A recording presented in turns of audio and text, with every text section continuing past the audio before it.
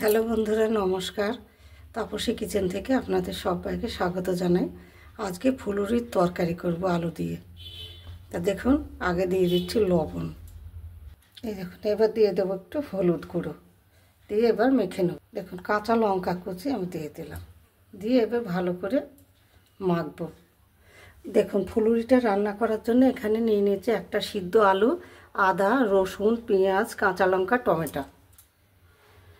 এখন দিয়ে দিচ্ছি কাঁচা লঙ্কা আর কয়েকটা দিয়ে দিচ্ছি আদা রসুন, পিস টমেটো পেস্ট করে নেব। দেখুন, মশলাটাও পেস্ট হয়ে গেছে। দেখুন, আগে থেকে গ্যাসটা জ্বালিয়ে আমি কড়াইটা বসিয়ে দিয়েছি। এইবার দিয়ে দিচ্ছি তেল। দেখুন, পেস্টটা আমার তৈরি হয়ে গেছে। দেখুন, তেলটা আমার গরম হয়ে গেছে। এবার ফুলুরিগুলো আমি দিয়ে দেবো। এরকম করে ছোট ছোট করে দিয়ে দেবো।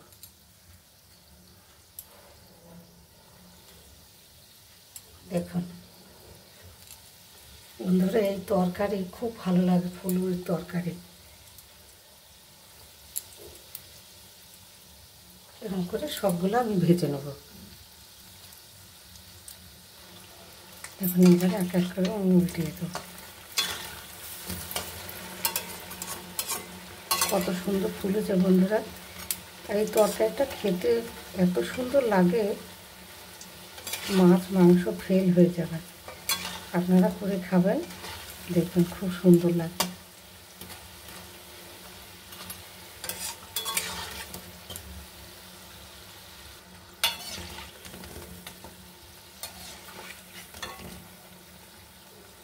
এখন ভাজা হয়ে গেছে, এবার তুলে নেব। দেখুন, দিয়ে দেবো সর্ষের তেল রান্না করার জন্যে। দিয়ে দিয়েছি তেজপাতা একটা, গোটা জিরে।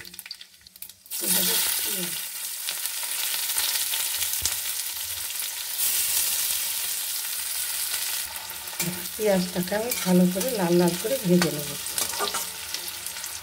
দেখুন, কেটে রাখা টমেটো দিয়ে দিলাম। এবার যে মশলাটা করেছিলাম সে মশলাটা ঢেলে দেবো। স্বাদ মতো লবণ দিচ্ছি, জিরে গুঁড়ো দিচ্ছি, হলুদ গুঁড়ো, লাল লঙ্কার গুঁড়ো। এখন একটু ভালো করে মশলাটাকে কষিয়ে নেব।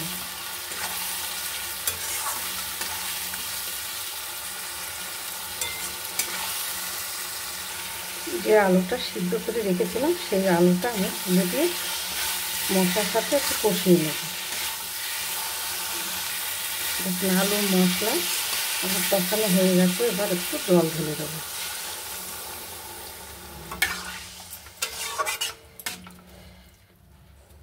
দেখুন, ওপর দিয়ে কসুরি মেথি আমি ছড়িয়ে দিয়ে, দেখুন এবার ফুলুরিগুলো আমি তুলে দিচ্ছি। ওপর দিয়ে ধনেপাতা ছড়িয়ে এইবার নামিয়ে ফেলব।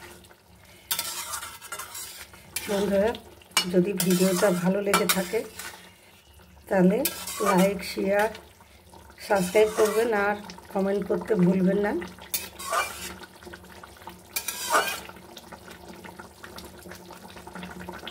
বন্ধুরা, তরকারিটা আমার রেডি হয়ে গেছে। এইভাবে করে